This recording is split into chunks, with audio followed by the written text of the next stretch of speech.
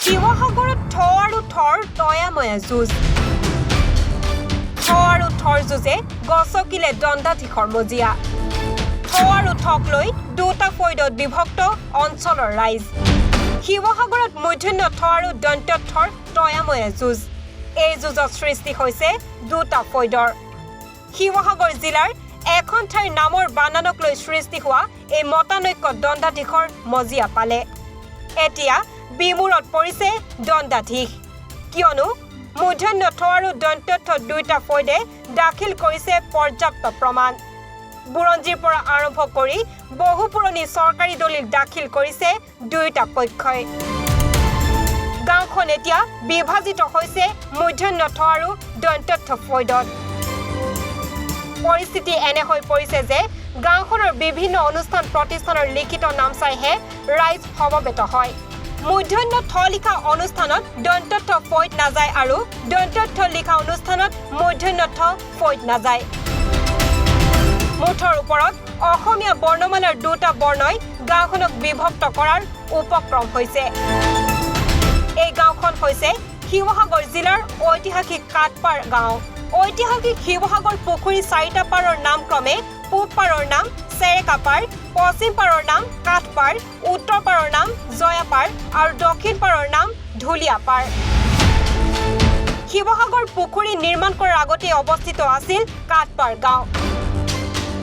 এই গাঁওখনৰ কাটপাৰ নামৰ সৈতে জড়িত হৈ আছে বৈষ্ণৱ গুৰু শ্ৰী শ্ৰী নিত্যানন্দ দেৱৰ নাম আহোম স্বৰ্গদেউ চুৰামফাৰ দিনত এছাম আহোম ৰাজবিষয়া ষড়যন্ত্ৰৰ বলি হৈ গুৰু নিত্যানন্দ দেৱ স্বৰ্গদেউৰ ৰোষৰ বলি হয় স্বৰ্গদেৱে গুৰুক মৃত্যুদণ্ড বিহে ৰজাৰ আদিক গুৰুৱে মানি লৈ যদিও চাওদাঙৰ হাতত মৰাৰ সলনি ধ্যানত বহি স্বমৃত্যু আঁকোৱালি লয় মৃত্যুদণ্ড দিয়াৰ আগতেই গুৰুৰ মৃত্যু দেখি চাওদাঙে পলায়ন কৰাত স্বৰ্গদেউৰ ৰোষৰ পৰা বাচিবলৈ গুৰু নিত্যানন্দ দেৱৰ শিষ্যসকলে কৌশলেৰে নাৱত গুৰুৰ নশ্বৰ দেহ লৈ দিখৌ নদীয়েদি ভটিয়াই দৰিকা নৈ হৈ বৰ্তমানৰ কাটপাৰ গাঁৱৰ কায়স্থ লোক বৰকাঠৰ ভঁৰালৰ তলত গুৰু শ্ৰী শ্ৰী নিত্যানন্দ দেৱৰ দেহ মনে মনে দাহ কৰে বৰকাঠে তেওঁ কৰা কিবা দুখৰ বাবে ভঁৰাল যা গ'ল বুলি সমাজক ক'লে এই বৰকাঠৰ ভঁৰাল থকা ঠাইত স্থাপন হ'ল এখন থান শ্ৰী শ্ৰী নিত্যানন্দ দেৱৰ থান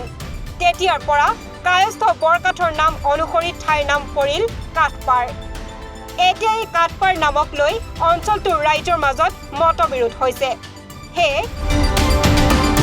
এছামে কৈছে কাঠপাৰ আনচামে কৈছে কাটপাৰ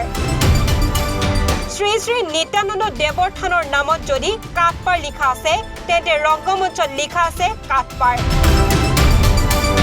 এখন বিদ্যালয়ৰ নাম যদি কাটপাৰ বুলি আছে আন অনুষ্ঠানত লিখা আছে কাঠপাৰ মুঠৰ ওপৰত এই দুটা বৰ্ণৰ খেলিমেলিত অঞ্চলটোৰ মানুহৰ মাজত মতান্তৰে দেখা দিছে বিষয় নিষ্পত্তিৰ বাবে দণ্ডাধীশৰ আগত গোচৰ পৰিল দুই পক্ষৰ বহুজন লোকে বহু দলিল তথ্য প্ৰমাণ লৈ দণ্ডাধীশৰ আগত উপস্থিত হ'ল দুই পক্ষৰ যুক্তি আৰু প্ৰমাণ দেখি দণ্ডাধীশে ল'ব পৰা নাই সিদ্ধান্ত শিৱসাগৰ ৰাজচক্ৰৰ বিষয়ৰ মজিয়াৰ পৰা এতিয়া শিৱসাগৰ জিলা আয়ুক্ত কাৰ্যালয়ৰ অতিৰিক্ত আয়ুক্ত দণ্ডাধীশৰ মজিয়া পালে মূৰ্ধন্য ঠ আৰু দন্ত থৰ যুঁজে বিমূৰত পৰিছে প্ৰশাসন কি সিদ্ধান্ত ল'ব কি হ'ব অঞ্চলটোৰ নামৰ বানান কাঠপাৰ নে কাঠপাৰ বিমূৰত শিৱসাগৰ জিলা প্ৰশাসন ধন্যবাদ শিৱসাগৰ পুখুৰীৰ পশ্চিম পাৰ খ্যাত কাঠপাৰ গাঁৱলৈ জয়জতে আপোনালোকক স্বাগতম জনাইছোঁ বৰ্তমান আমাৰ ছ'চিয়েল মিডিয়াতে হওক বা গাঁওবাসীৰ মাজতো এটা বৰ্ণক লৈ যথেষ্ট কিছু অলপ মতানৈক্যৰ সৃষ্টি হৈছে যিহেতু নিজৰ এটা পৰিচয় স্থায়ী হিচাপে থকাটো বাঞ্ছনীয় সেইকাৰণেই এই অলপ মতানৈক্য আহিছে যদি আমি কাঠপাৰ গাঁৱৰ নামটো সম্পৰ্কে ক'বলৈ যাওঁ যে একদম পূৰ্বৰে পৰা অতীজৰে পৰা জন্ম লগ্নৰে পৰা যি গাঁৱৰ উৎপত্তিৰ কথা আছিল সেই উৎপত্তিত মধ্যমীয়া ঠ বৰ্ণৰ ব্যৱহাৰ আমি পাই আহিছোঁ তাৰ লগত যদি ক'বলৈ যাওঁ আমাৰ শ্ৰী শ্ৰী নিত্যানন্দ দেৱ যিভাগী থান আছে যাক লৈ আমি গৌৰৱবোধ কৰোঁ সেই থানভাগীৰ যিটো জন্মৰ কাহিনী সেই জন্মৰ কাহিনীত স্বৰ্গদেউ ৰাজেশ্বৰ সিংহ ডক্টৰ সূৰ্য কুমাৰ ভূঞাদেৱে লিখা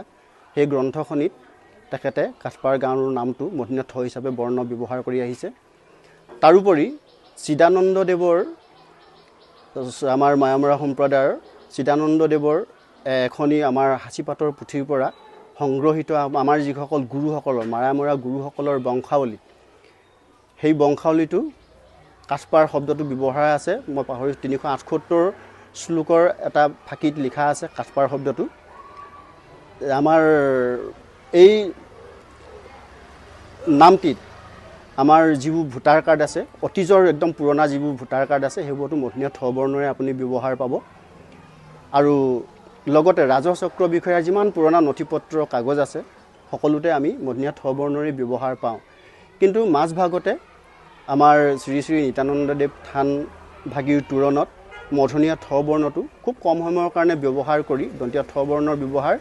থান পৰিচালনা সমিতিয়েই প্ৰথম ভাগত কৰিলে। যদিও তেখেতসকল আমাৰ অতি পূজনীয় শ্ৰদ্ধেয়, তথাপিতো হয়তো ভাবোঁ যে আমাৰ এই নামটি পৰিৱৰ্তনৰ ক্ষেত্ৰত গাঁওবাসীৰ এটা অনুমোদনৰ প্ৰয়োজন আছিল। অথবা আকৌ এটা প্ৰশ্ন এনেধৰণৰ জাগৃত হয় যে যদি থ বৰ্ণ ব্যৱহাৰ কৰা হৈছিলে, কিয় তেতিয়াই চৰকাৰীগতভাৱে সকলো নিয়ম শৃংখলা ৰাখি থ বৰ্ণৰ ব্যৱহাৰটো কিয় তেখেতসকলে নকৰিলে? নকৰাৰ ফলশ্ৰুতিস্বৰূপে আমাৰ গাঁৱত এনে এটা সমস্যাৰ উদ্ভৱ হ'ল যে দেউতাকে দন্তীয় থ লিখে, পুত্ৰই মধুনীয়া থ লিখে, ককায়েকে মধুনীয়া থ লিখে, ভায়েকে দন্তীয় থ লিখে। আৰু এই সমস্যাখিনি নিৰাময়ৰ কাৰণেই যিহেতু এখনি ৰাজহুৱা সভা আহ্বান কৰা হৈছিল, সেই ৰাজহুৱা সভাৰ 30/12/2023 তাৰিখৰ এই ৰাজহুৱা সভাৰ সিদ্ধান্ত অনুসৰিয়ে বৰ্তমান সকলো আমাৰ অনুষ্ঠান প্ৰতিষ্ঠানত মধুনীয়া থৰ ব্যৱহাৰৰ বাবে প্ৰস্তাৱ আৰু সিদ্ধান্ত গ্ৰহণ কৰা হৈছে। আৰু সেই প্ৰস্তাৱ আৰু সিদ্ধান্তটিকে আমি মানি লৈ বৰ্তমান ব্যৱহাৰ কৰি আহিছোঁ। যদিও যিসকল আছে সকলোৰে আৱেগ অনুভূতি থাকে নিজৰ নামটোক লৈ, যেনেধৰণে চবৰে এটা আৱেগ অনুভূতি থাকে, তেখেতসকলে দন্তীয়া থ বৰ্ণ সমৰ্থন কৰিছে আৰু তেখেতসকলে লিখি আহিছে। কোনোবাই ব্যক্তিগতভাৱে যি বৰ্ণই ব্যৱহাৰ নকৰক সেইটো ক'বলগীয়া একো নাই। কিন্তু মই ভাবোঁ যে সকলো এক হোৱাৰ স্বাৰ্থত এটি বৰ্ণ ব্যৱহাৰ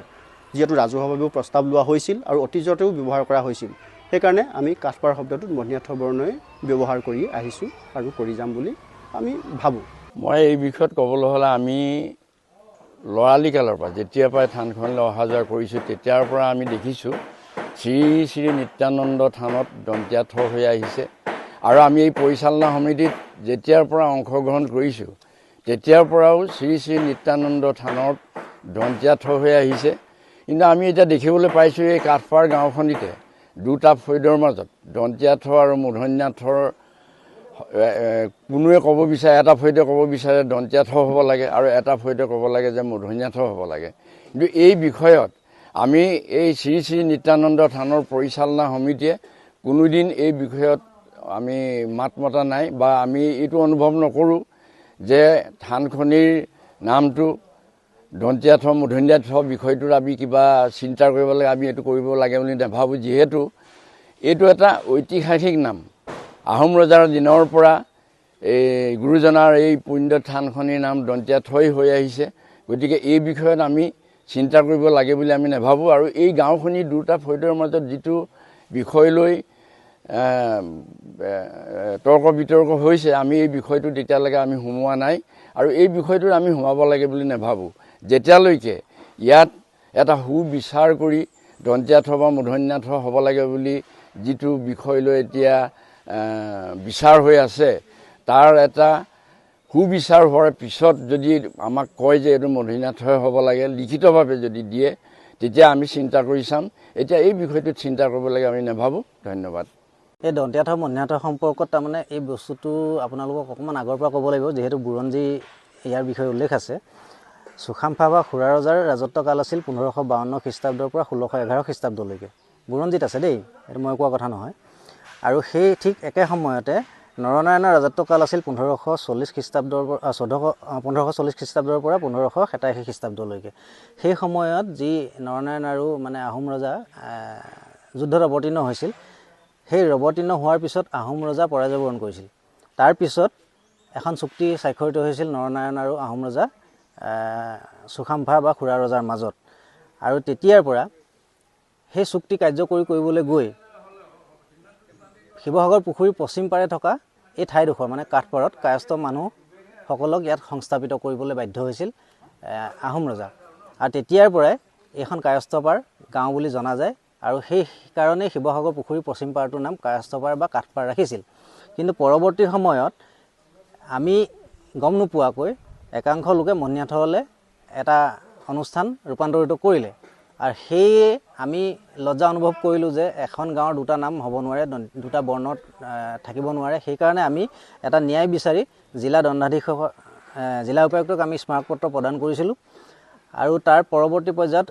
জিলা উপায়ুক্ত দণ্ডাধীশৰ জৰিয়তে আমাৰ পৰা এটা শুনানিও গ্ৰহণ কৰিছিল। কিন্তু আজিলৈকে তেওঁলোকে দুৰ্ভাগ্যৰ কথা যে সঠিক সিদ্ধান্ত এটা আমাক দিব নোৱাৰিলে। সেইকাৰণে আমি পৰৱৰ্তী পৰ্যায়ত কেনেকুৱা ধৰণৰ পদক্ষেপ আমি গ্ৰহণ কৰিম সেইটো আমি সিদ্ধান্ত আমি ৰাজহুৱা সভাৰ জৰিয়তে ল'ম। কিন্তু আমি বিচাৰোঁ যে যিটো বুৰঞ্জীৰ প্ৰকৃত সত্য আৰু সেই সত্যটো প্ৰতিষ্ঠা কৰিবৰ কাৰণে আমি সকলো পক্ষকে আহ্বান জনাইছোঁ।